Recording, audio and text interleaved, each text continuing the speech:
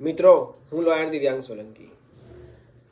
મહીસાગરમાં એક બાલાસિનોર જે ગામ છે ત્યાં રહેતા એક બાળક જેની ઉંમર 18 વર્ષથી ઓછી છે એ વ્યક્તિને એના ઉપર ચોરીનો ઇલ્ઝામ લગાવ્યો અને પોલીસે પટ્ટાથી અને કસ્ટોડિયલ વાયલન્સ કરીને એને મારવામાં આવ્યો છે. મિત્રો, આ કસ્ટોડિયલ વાયલન્સ કહેવાય છે. અગર કોઈ પણ આરોપીને કસ્ટડીની અંદર મારવામાં આવે તો એને કસ્ટોડી વાયલન્સ કહેવામાં આવે છે.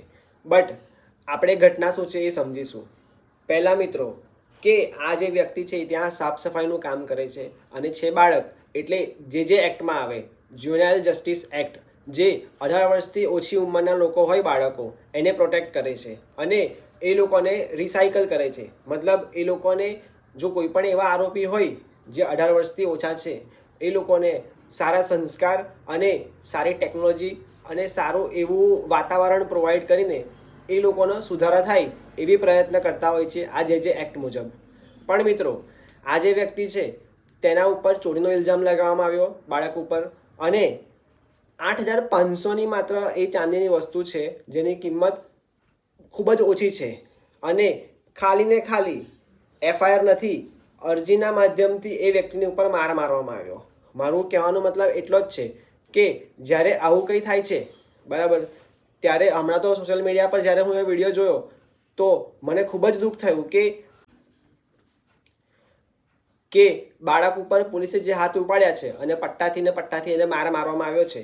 તો મિત્રો, આ જે પોલીસ સ્ટેશન છે ત્યાંનું CCTV પણ મંગાવવામાં આવે અને ત્યાં જે આ લોકો કસ્ટોડિયલ વાયલન્સ કરે છે એના એ સબૂત એકઠા કરીને આ લોકો ઉપર સ્ટ્રિક્ટ કાર્યવાહી કરવામાં આવે અને ક્રોસ FIR કરવામાં આવે. કારણ કે આ વ્યક્તિ જે એક્ટમાં આવે છે, જે બાળકમાં ગણવામાં આવે છે, જે નાદાન બુદ્ધિમાં ગણવામાં આવે છે અને એ વ્યક્તિને મારવો એવો પોલીસને અધિકાર આપ્યો નથી. કોન્સ્ટિટ્યુશન, આપણું સંવિધાન, કાયદો આપણને દરેક આરોપીને કે દરેક વ્યક્તિને એવું કહે છે કે કોઈ પણ વ્યક્તિ જ્યાં સુધી એ દોષિત સાબિત ના થાય ત્યાં સુધી એ ઇનોસન્ટ, મતલબ એ સામાન્ય માણસ જેવું જીવન જીવી શકે છે. તો આ લોકો જે પોતે જ જજમેન્ટ આપી દે છે પોલીસ સ્ટેશનમાં અને ચોરી કરી છે નથી કરી એનો કોઈ પ્રૂફ નથી આ લોકો પાસે, તો પણ આ લોકોએ એને મારવામાં આવ્યો અને મને એવું લાગે છે કે ટોર્ચર કરીને એ વ્યક્તિને કબૂલાત કરવામાં આવી હશે.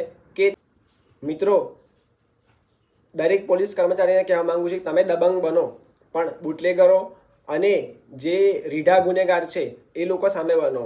જે લોકો બળાત્કારના આરોપી છે તમે એ લોકોની ઉપર કાર્યવાહી કરો, પણ આવા જે સામાન્ય બાળકો છે એ લોકોને મારવાનો તમને કોઈ અધિકાર નથી.